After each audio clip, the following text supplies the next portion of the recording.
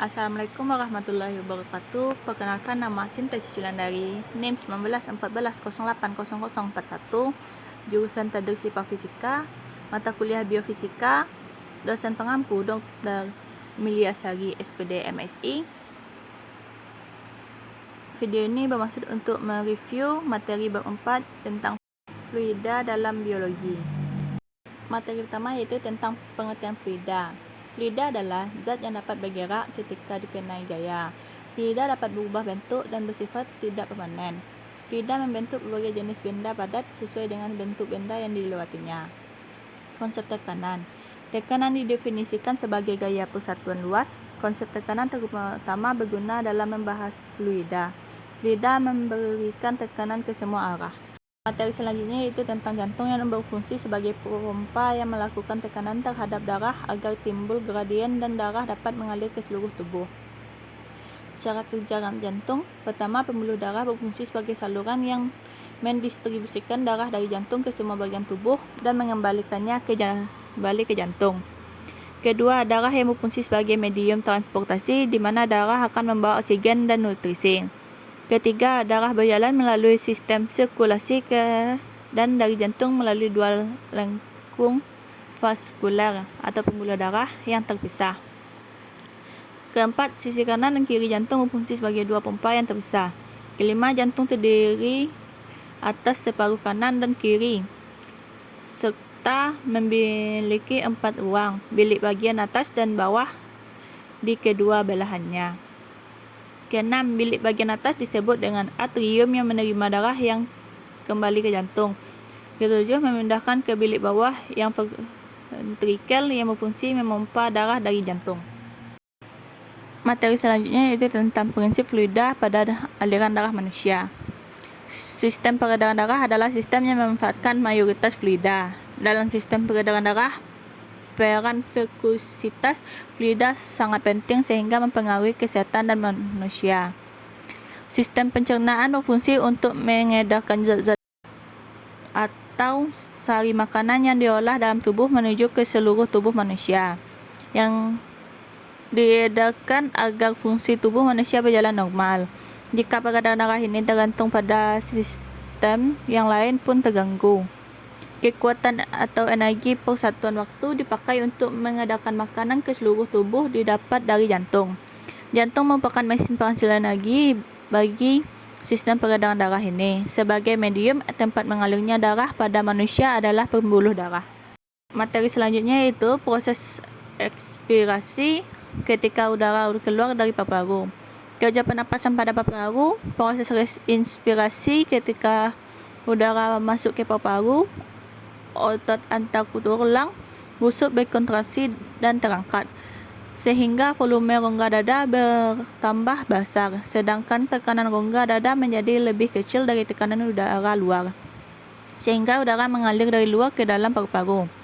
Otot antar tulang rusuk akan kembali ke posisi semula, sehingga volume rongga dada akan mengecil, sedangkan tekanannya membesar. Tekanan ini akan mendesak dinding paru-paru sehingga rongga paru-paru membesar. Keadaan inilah yang menyebabkan udara dan rongga paru-paru terdorong keluar.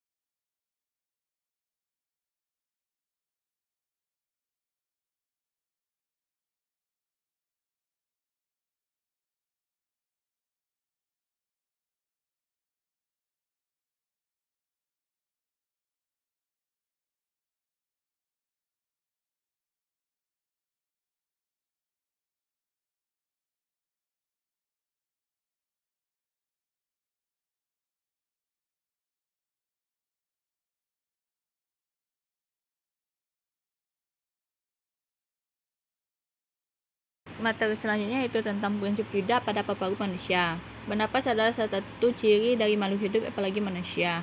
Bernapas adalah proses masuknya udara fluida ke dalam tubuh dan gelong manusia. Proses pernapasan ini mayoritas melibatkan fluida sebagai objek masuk berupa fluida yang disebut oksigen dan keluar dalam bentuk karbon dioksida dan dalam bentuk uap air juga fluida.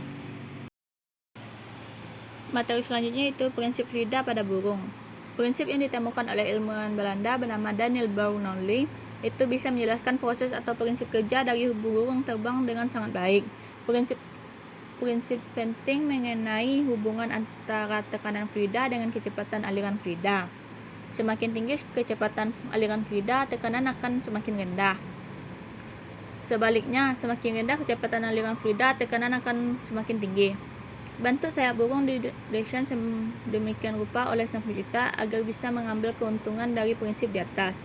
Bentuknya yang akrodinamis memungkinkan aliran fluida di bagian atas lebih tinggi daripada aliran fluida di bagian bawah. Hasilnya, tekanan udara di bagian bawah sayap akan lebih besar dibandingkan tekanan udara di bagian atas sayap. Burung pun akan terangkat ke atas karenanya.